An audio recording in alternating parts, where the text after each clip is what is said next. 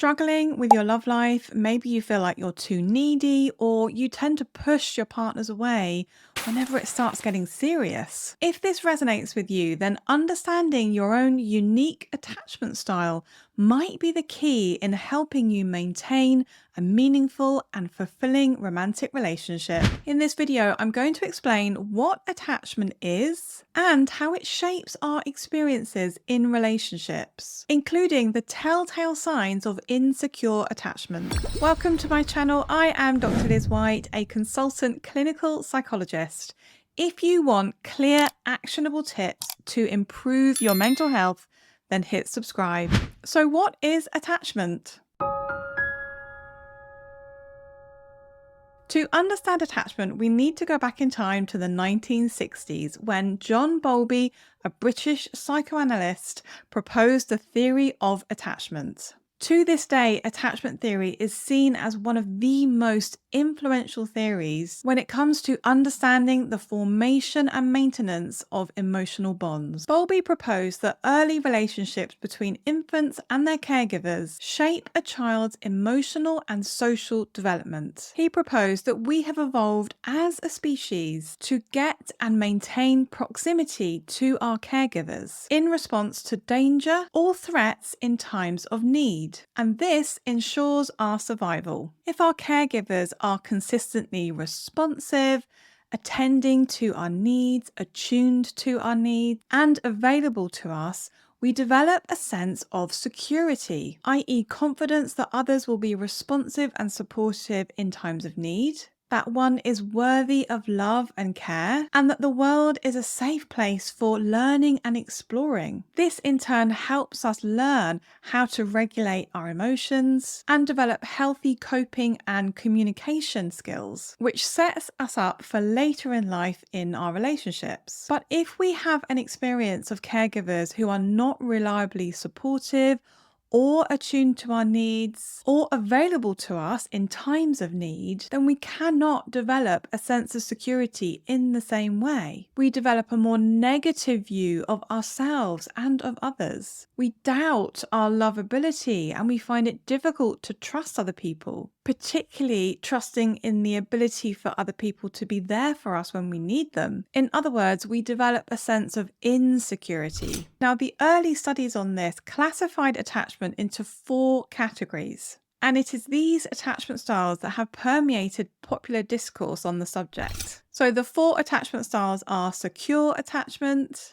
preoccupied, fearful-avoidant, and fearful-dismissive. The idea being here essentially is that our early experience with our caregivers lays the foundation for future relationships. But it's now generally accepted that attachment should be seen more dimensionally than categorically.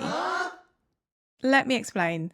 Studies have shown that adult romantic attachment can be understood as encompassing 2 different attachment factors or constructs: attachment anxiety and attachment avoidance. Attachment anxiety represents the extent to which people fear being abandoned and rejected by others. So if you score high on attachment anxiety, you're going to be a person who tends to worry about the availability, the responsiveness of their partner. Attachment avoidance, on the other hand, represents the degree to which someone is comfortable with emotional intimacy and closeness and can rely on someone in times of need. And these 2 dimensions can map onto the traditional attachment styles like so. And I'm going to take you through each attachment style, but I want you to bear in mind that it can be more helpful to think in terms of attachment anxiety and attachment avoidance. But I'm going to take you through how that relates to each attachment style. The first thing to point out here is that attachment styles are not set in stone. They can shift and change, which does make sense, doesn't it, if we take into account the dimensional view of attachment. So let's take a look at the different attachment styles in turn. First up, secure attachment style.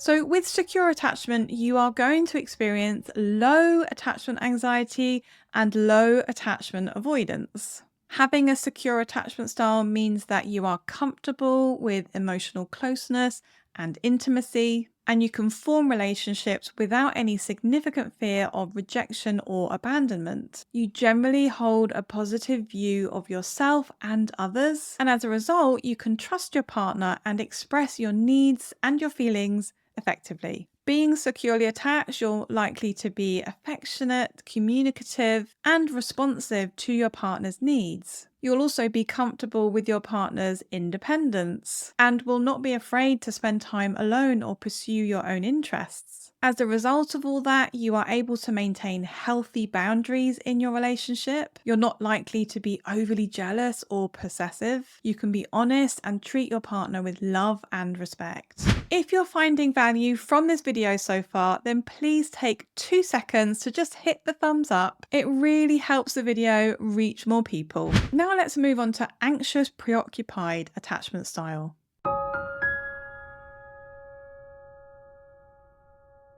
So the anxious-preoccupied attachment style is characterized by high attachment anxiety and low attachment avoidance.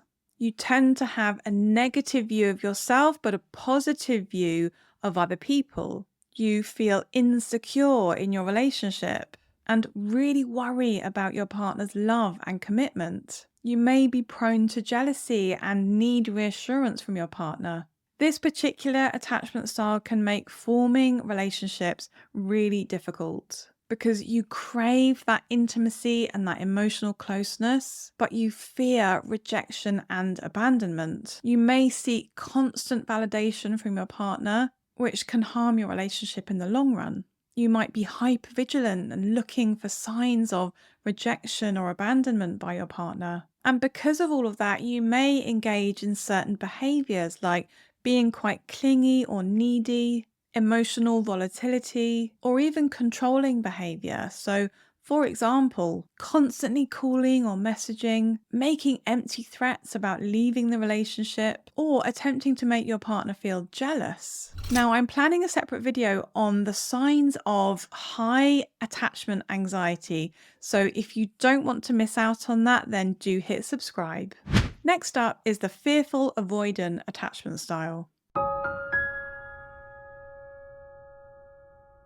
People with fearful-avoidant attachment style will experience high attachment anxiety and high attachment avoidance. It means that you have a negative view of yourself and a negative view of others. You want emotional closeness, but you have an extreme fear of being close to someone. And this can create a bit of a push-pull scenario. You crave intimacy, so you lean into your partner emotionally, but this creates intense fear, so you then pull back. You may be guarded or distant in the relationship, and this tends to push partners away. You may find it difficult to manage your emotions and have a lack of healthy coping strategies, particularly at times of stress. Next up is the dismissive-avoidant attachment style. Now, people with dismissive-avoidant attachment styles tend to experience low attachment anxiety but high attachment avoidance.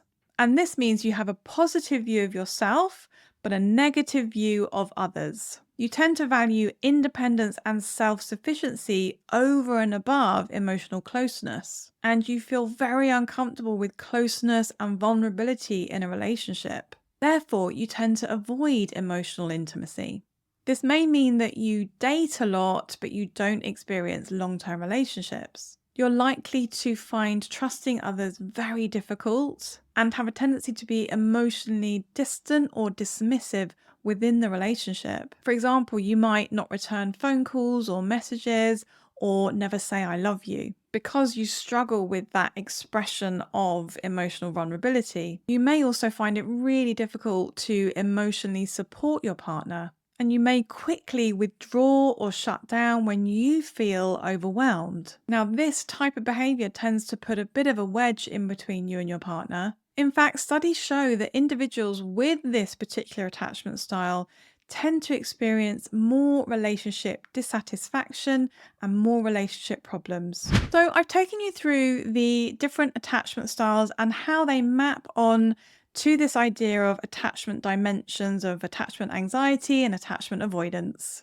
And finally, I just want to say a quick word about these online attachment quizzes. One of the most searched for terms in Google is attachment style quiz. So, seemingly, you can just do one of these quizzes online and it will tell you what attachment style you have. But here is a word of caution. A random online quiz is unlikely to be based on research studies. These types of quizzes will plonk you into one of the attachment styles, but this does not adequately capture the nuance that exists within attachment, particularly the degree to which you experience attachment anxiety and attachment avoidance. So please take the results of those quizzes with a pinch of salt. And if you want to do a questionnaire that is researched, that is validated, that is reliable, then hit subscribe because I'm going to talk about that more in my next video. So if one or more of the attachment styles that I've talked about has resonated with you today, please don't panic. Attachment styles or attachment orientations can shift and change, as I mentioned earlier. And it's about having the awareness. It's about self-reflection, willingness to change old behavior patterns, together with managing that attachment-related anxiety and avoidance if it shows up. This can be difficult to do alone, so I would always recommend someone seeing a therapist or a mental health professional to try and help you work through that. But in my next video, I'm going to be talking about a few tips that can help you along the way. Thanks for watching. I'll see you in the next video.